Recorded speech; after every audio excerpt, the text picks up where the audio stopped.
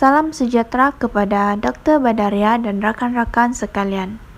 Kami dari kumpulan 2 akan membentangkan penilaian 4, yaitu lanjutan daripada penilaian 3, belajar secara berkumpulan, dikehendaki membandingkan pelaksanaan matlamat pembangunan lestari yang dipilih dengan negara lain. Perbandingan ini hendaklah dibentangkan dalam tutorial oleh semua ahli kumpulan. Pengenalan kepada SDGs. Sustainable Development Goals (SDGs) atau Matlamat Pembangunan Lestari merupakan sebuah agenda global yang telah ditubuhkan oleh Pertubuhan Bangsa-Bangsa Bersatu (PBB) dan telah diperkenalkan semasa persidangan di Rio de Janeiro pada tahun 2012. SDG ini juga tercetus ekoran daripada revolusi perindustrian di negara-negara barat. Pengenalan kepada SDGs ini juga merupakan sebuah rangka bagi mencapai masa depan yang lebih baik, mampan, dan lestari. Terdapat 17 matlamat yang telah diperkenalkan yang harus dicapai oleh semua negara menjelang tahun 2030. Ibrahim Komo 2012. SDG ini juga merupakan sebuah rangka bagi mencapai masa depan yang lebih baik, mampan, dan lestari. Selain itu, ia juga bertindak untuk menangani cabaran-cabaran global yang dihadapi oleh semua negara seperti dari segi kemiskinan, ketidaksamaan, perubahan iklim, kemerosotan alam sekitar, keamanan, dan keadilan. Indah Water Consortium Sendirian Berhad 2021. Matlamat Pembangunan Lestari ini juga bertindak untuk menyeimbangkan ekonomi dan sosial. Pembangunan mampan ini juga dapat didefinisikan sebagai pembangunan masyarakat yang memenuhi keperluan tanpa mengkompromikan kemampuan generasi masa depan. Taiming Yau 2022. Oleh itu, pembentangan ini akan menekankan dan membincangkan mengenai perbandingan pelaksanaan SDG di antara negara Malaysia dan juga negara luar. Seterusnya masuk kepada perbandingan negara Malaysia dengan Jepun dari segi pendidikan pembangunan lestari. Kita dapat lihat bahwa di Jepun terdapat satu strategi pelaksanaan pendidikan lestari di mana kerajaan Jepun telah membiayai hadiah yang terdiri daripada 3 anugerah tahunan sebanyak 50.000 USD untuk setiap penerima. Hadiah ini ditubuhkan oleh lembaga eksekutif UNESCO pada sesi 195 tahunnya dalam rangka JP mengenai pendidikan untuk pembangunan mapan dan secara rasmi diumumkan pada persidangan dunia UNESCO mengenai ISD. Tujuan pelaksanaan hadiah UNESCO adalah untuk pendidikan pembangunan lestari, di mana setiap pemenang akan menyadari peranan pendidikan dalam menghubungkan dimensi sosial, ekonomi, budaya, dan persekitaran pembangunan lestari. Manakala di Malaysia pula telah mengadakan satu pelaksanaan pendidikan pembangunan lestari melalui pertandingan sekolah Lestari Anugerah Alam Sekitar melalui pemantauan bahagian ke kurikulum, Kementerian Pelajaran Malaysia, Jabatan Alam Sekitar dan Pembangunan Lestari, serta Universiti Kebangsaan Malaysia merupakan idea asas yang disedangkan oleh Hakel 2010. Salah satu objektif SLAS yaitu membentuk persekitaran sekolah yang menitikberatkan pemeliharaan dan pemeliharaan alam sekitar dari segi pengurusan ke kurikulum dan penghijauan secara berterusan bagi mewujudkan amalan hidup seiring dengan konsep pembangunan lestari. Seterusnya masuk kepada dasar pendidikan.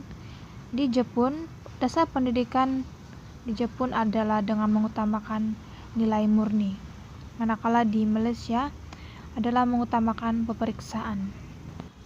Dasar pendidikan di Jepun adalah dengan berteraskan nilai murni dan bukan peperiksaan, di mana sistem pendidikan di Jepun menggalakkan semua kanak-kanak belajar menghayati alam semula jadi, menjaga disiplin massa, menghormati orang tua dan sebagainya. Penerapan nilai murni sejak sekolah rendah lagi dalam kalangan pelajar ini adalah sangat penting. Manakala sistem pendidikan di Malaysia pula dasar pendidikan hanya tertumpu kepada peperiksaan dan mendapat keputusan straight A, namun nilai murni tidak diutamakan. Saya akan meneruskan pembentangan yang seterusnya, yang merupakan perbandingan pelaksanaan matlamat pembangunan lestari antara negara Malaysia dan juga negara Indonesia. Dari segi yang luas, pembangunan lestari ini adalah satu percubaan untuk menggabungkan idea bagi meningkatkan kesedaran terhadap masalah alam sekitar yang terus meningkat, masalah sosioekonomi berkaitan dengan kemiskinan serta kebimbangan akan masa depan yang sehat bagi manusia. Dalam pembangunan lestari ini terdapat 3 misi, iaitu membasmi kemiskinan terutama bagi mereka yang berpendapatan rendah, kelaparan, tiada pendidikan, kemudahan kesihatan, air minum bersih, dan jatah tenaga. Misi yang kedua pula ialah mengubah pola pengeluaran dan penggunaan yang tidak terkawal, terutamanya di negara yang maju, bagi memelihara sumber alam, tenaga dan ruang serta pembuangan sampah dan pencemaran. Bagi misi yang terakhir ialah melindungi dan mengurus sumber-sumber alam sebagai penjunjung sistem kehidupan serta persekitaran agar mampu menampung pembangunan secara berterusan.